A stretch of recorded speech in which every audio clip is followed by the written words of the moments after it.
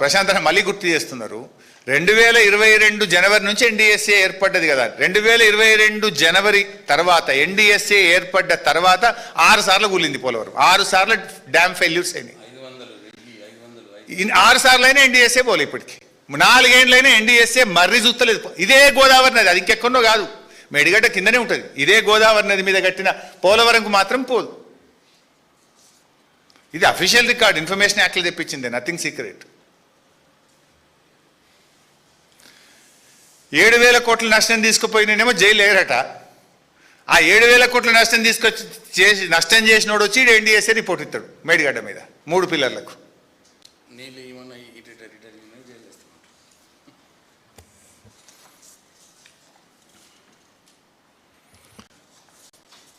So finally మళ్ళీ మేము చెప్పదలుచుకున్నది ఒకటే, రేవంత్ రెడ్డి గారు ఇవాళ రాష్ట్రంలో కరువు ఛాయలు కమ్ముకుంటా ఉన్నాయి. రాష్ట్రంలో రైతులకు, పరిశ్రమలకు, త్రాగునీటికి తీవ్రమైన ఇబ్బంది రాబోతుందని భారతదేశ ప్రభుత్వము, ప్రపంచవ్యాప్తంగా ఉండే శాస్త్రవేత్తలు ఈరోజు మనల్ని హెచ్చరిస్తూ ఉన్నారు. సో నువ్వు దయచేసి బేసిజాలు పక్కన పెట్టు. వేసిన విత్తనాలు మట్టిలోనే మాడిపోతున్నాయి. రైతుల కళ్ళల్లో కన్నీళ్లు తిరుగుతూ ఉన్నాయి. పందాలకు పట్టింపులకు పోయి రైతుల పంటలు ఎండబెట్టకండి. దయచేసి మోటార్లు ఆన్ చేయండి, రైతులను కాపాడండి. కావాలంటే క్రెడిట్ మొత్తం మీరే తీసుకోండి, మాకేం క్రెడిట్ అవసరం లేదు. మాకు రైతులు సంతోషంగా ఉంటే చాలు. ఈ కరువు బారి నుంచి మన థర్మల్ విద్యుత్ కేంద్రాలు నడవాలి, ప్రజలకు త్రాగునీరు అందాలి, రైతుల పంట పొలాలు కాపాడాలి. ఇదే మా తపన, మా తాపత్రయం.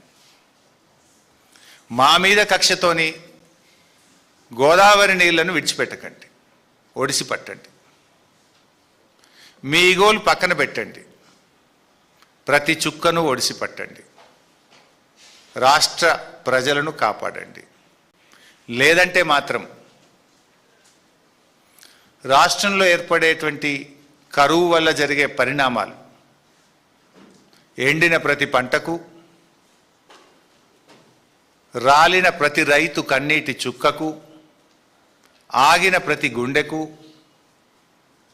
ప్రజల కష్టాలకు రేపు తెలంగాణ సమాజం మిమ్మల్ని దోషిగా నిలబెడుతుంది. జాగ్రత్త, ఖబర్దార్. Thank you.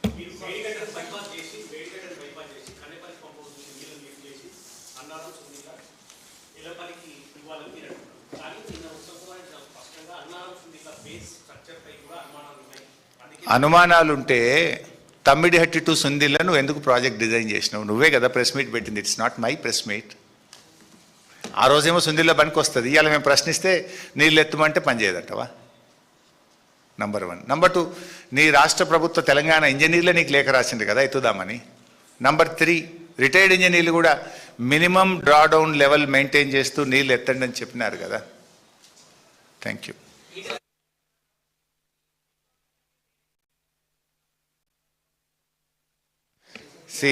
ఈటల రాజేందర్ గారిని నేను కలవక, మాట్లాడక చాలా సంవత్సరాలు, నెలలు అవుతూ ఉన్నాయి.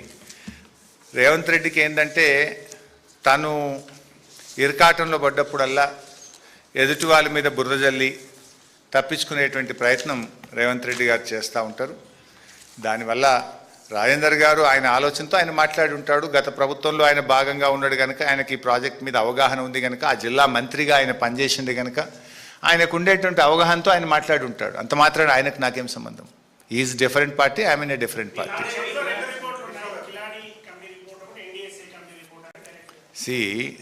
ఇవాళ కొత్తగా కిలాడి కమిటీ రిపోర్ట్ అన్నావు. మొన్నటిదాకా వాళ్ళని నిపుణుల కమిటీ, వాళ్ళు గొప్పోళ్ళని 2.5 సంవత్సరాలు నువ్వే అసెంబ్లీలో మాట్లాడినావు, బయట మాట్లాడినావు. వాళ్ళ రిపోర్ట్ నేను బయట పెడితే దాని పేరు మార్చినావు. నిన్నటిదాకా వాళ్ళు గొప్పోళ్ళు, నేను ఇప్పుడు వాళ్ళ రిపోర్ట్ అంతా బయట పెడితే వాళ్ళు నీకు చెడ్డ పేరు పెడుతున్నావు, వాళ్ళని జైల్లో పెడతా అని మాట్లాడుతున్నావు.